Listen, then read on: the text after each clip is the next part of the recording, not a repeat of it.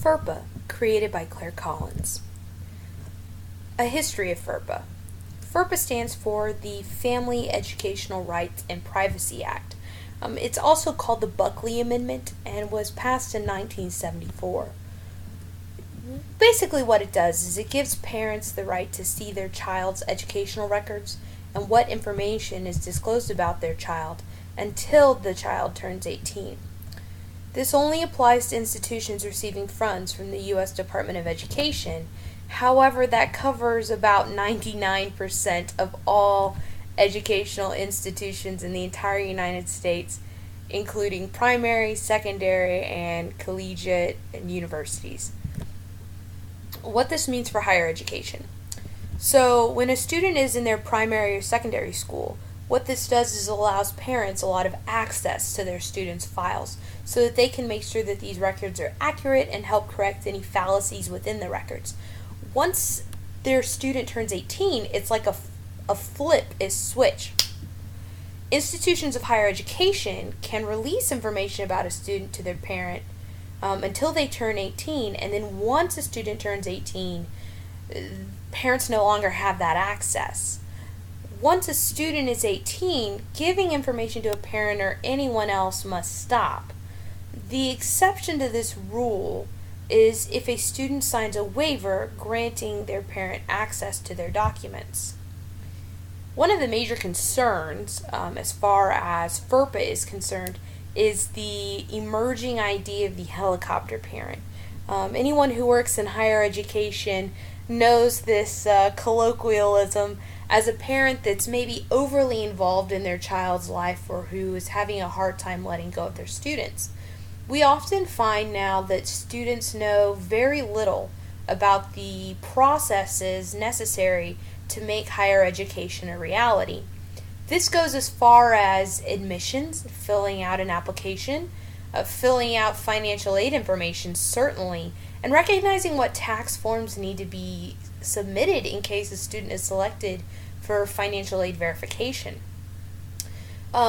I will tell you from personal experience, having worked in admissions and in financial aid, that FERPA can be quite frustrating for some helicopter parents because they're used to having unfettered access to their students' documents, and they want us as higher education professionals to be more helpful and to give more information than we're legally allowed to do.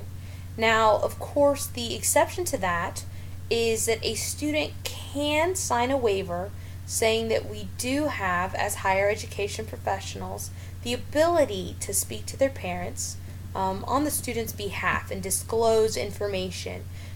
The flip side of that is that students at any time can revoke this waiver. What we see more and more of is that students sign the waiver so that their parent can gain access to their information. There used to be a small caveat that parents had to sign only one waiver to gain access to all of their students' information.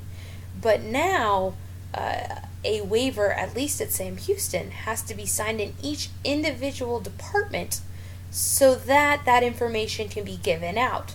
For instance, if you are a resident advisor working in residence life and you have a parent call asking to see if their student is okay, you can neither confirm nor deny that that student resides in your residence hall because this would be a violation of FERPA.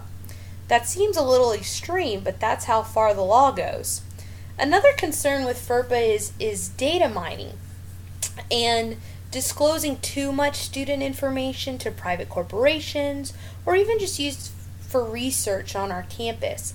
You have to be very careful to make sure that you're not giving away any confidential information, including names. It's been extended to include email addresses, phone numbers, addresses, and student IDs.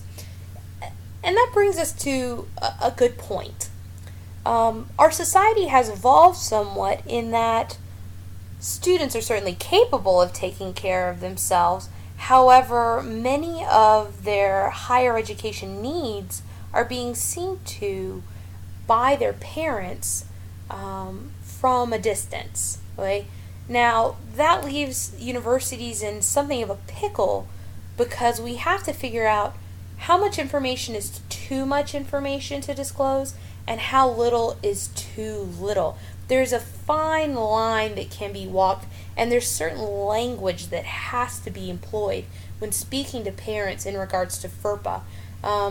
It's always very helpful when talking to a parent or a student initially, especially in the Office of Financial Aid, to talk to them about what FERPA is and let them know that if they'd like to, they can sign that waiver saying that a parent can talk to financial aid about what is going on with their student's account, because this is the area, as far as student services is concerned, that students and parents feel the effects the most.